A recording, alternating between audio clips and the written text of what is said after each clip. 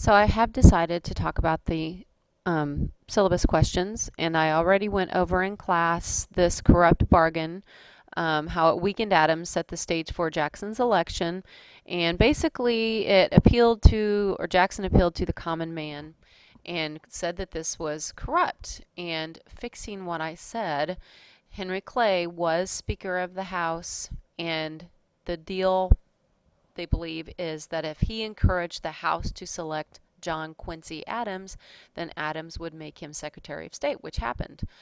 So you can read through this. Um, and then here is the election of 1828. So because of that 1824 election, it really threw Jackson in the limelight. People were tired of this New England uppityness, and the Westerner is going to make it's going to hit the stage. So the impact of this election, which is the 1824 election, is 1824 election of John Quincy Adams. It's basically the end of the closed door elections for a while anyway. It's the beginning of mudslinging campaigns. He's the first minority president. He didn't win with a majority of electoral votes or a majority of popular votes. And then we're now to a time when presidents have to campaign. It was considered, the first five presidents, it was considered, beneath them to go out and campaign, but that's no longer the case. So Adams was a nationalist, and so was Jackson. Everybody was a nationalist. It was now more about personality in making the other person look good, which is a lot of what we see today. Adams promoted national funding for roads and canals at National University, all of these other things. Adams urged federal support to recognize native lands, which you'll see Jackson does not. He didn't take advantage of the spoils system, which I already said. So, the election of 1828, Jackson won. He was a Westerner, common man, quote unquote, frontiersman. That was to say you could be born in a log cabin was really good. A vote for Jackson was a vote against the corrupt bargain. So people were more voting on stuff they didn't like and personalities. So Adams was thought of as corrupt when he really wasn't, and aristocratic, where he just had manners and was refined, where Jackson wasn't. So that's where we kind of got liking that, I guess. In this election, there was a lot of mudslinging. Like I told you, Jackson's wife was considered as Adams was a gambler, considered a pimp. There's a story in your book you'll have to read. Mudslinging, that's what it is. It's literally throwing mud on your opponent, and so now it's figuratively. So now this third question, analyze the significance of Jackson's victory in 1828 as a triumph of the new democracy, Jacksonian democracy. Jackson's support came mostly from the South and West. Adams was from the Old Federalists. Jackson's presidency, he was the first Western president. He didn't go to college. He was from the masses, quote unquote, which is true. He was born in one of the Carolinas. He was an orphan. He brought himself up. He wasn't born into money like John Quincy Adams was. He, as you'll see, he is the one who gets the spoils system in full swing, and that's when you, as a president, you come into office and you put your people into jobs, which there's nothing wrong with that, and we still do it today, but they have to be approved. They have to be qualified. With Jackson, all they had to do was, if you had a car, go wash it. And just like him, Jackson loved loyalty, and he would reward people tremendously, and he would get revenge on them fiercely if he didn't like them.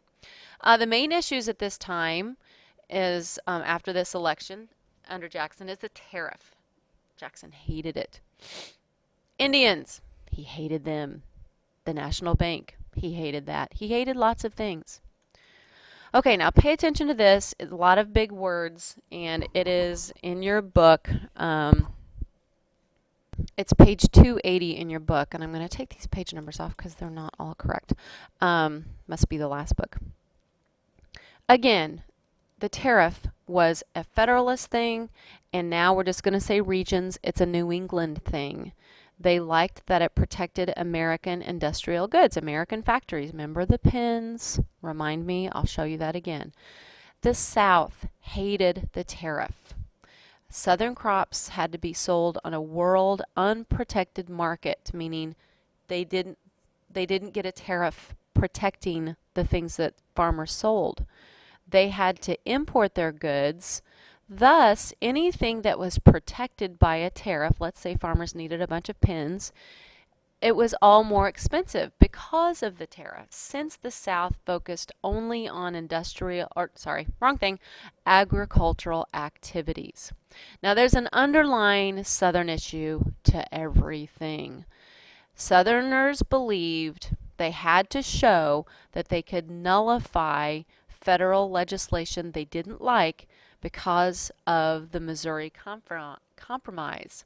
And why is that? Southerners feared if they had to give in to every law they didn't like, eventually the federal government could do away with slavery, the Missouri Compromise, anything else to do with slavery. That was, even though it seems completely unrelated, that's always what their fear was. So, the South called this the Tariff of Abomination, meaning, like just terrible. The Abominable Snowman, have you ever heard of him? Really awful. They would use this to promote states' rights. Feel free to write that down. And this is the beginning of this division between the North and the South. South Carolina would lead the way with John C. Calhoun. And you just wait till I show you a picture of him. Would have scared little kids back into the house. Meanwhile, while this tariff thing's going on, something else is going on in the country, which you'll see. The Second Great Awakening, the abolitionist movement is really beginning to germinate, meaning to take root. And the fear that was created from one of the several slave revolts, Denmark Vesey led a revolt in South Carolina, I'm pretty sure that was state, which killed like 60-some whites. Well, that's the white Southerner lived in constant fear of that. They were outnumbered on every plantation.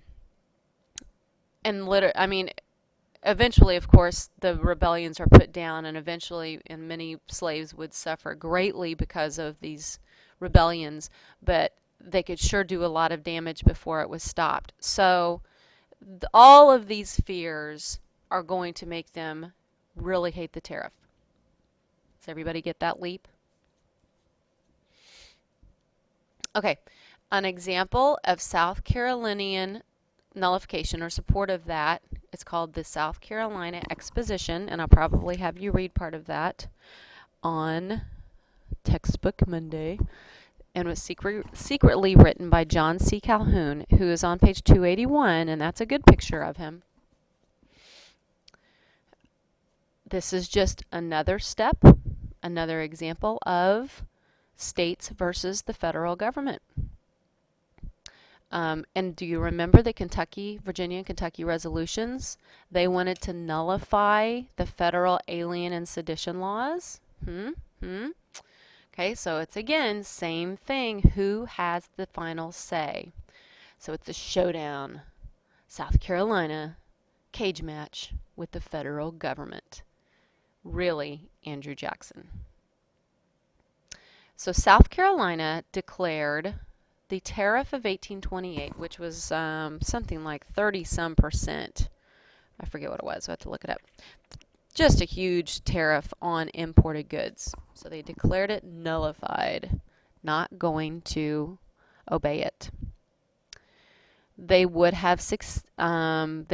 secede from the Union if the federal government tried to collect tariff duties, meaning taxes. That's a duty. You have to pay a tax. Stop laughing at the word duty. Jackson was not a tariff fan because he was a Southerner and he was a farmer, so to speak, big plantation owner. But Jackson was the head honcho of the federal government. In his mind, he was above everybody. And so it didn't matter what the issue was. He would not tolerate, as I say here, mutiny on the ship, anybody not agreeing with what his group that he's the boss of said. Does that make sense? So it really didn't matter what it was. He just didn't like people defying his order, which was he saw himself as head of. Now, Henry Clay, who like a lot of people hated Jackson, did not want to see him show force against South Carolina because Andrew Jackson said he passed the force bill, which basically in his mind meant I will come down and hang every last one of you from a tree, and they all knew he would do it. Um, and so Henry Clay, the great compromiser, take a moment to write that down because he was the author of the Missouri Compromise, and he was author of the Compromise Tariff of 1833. Okay, and so that's going to reduce the tariff back to what it was in 1816, and everybody would be happy. There were some other parts of it, but that's the main thing. Henry Clay emerged as a hero. South Carolina and the federal government, no showdown. They both got to save face. You know what that means? So for now, this will settle the state versus the federal government.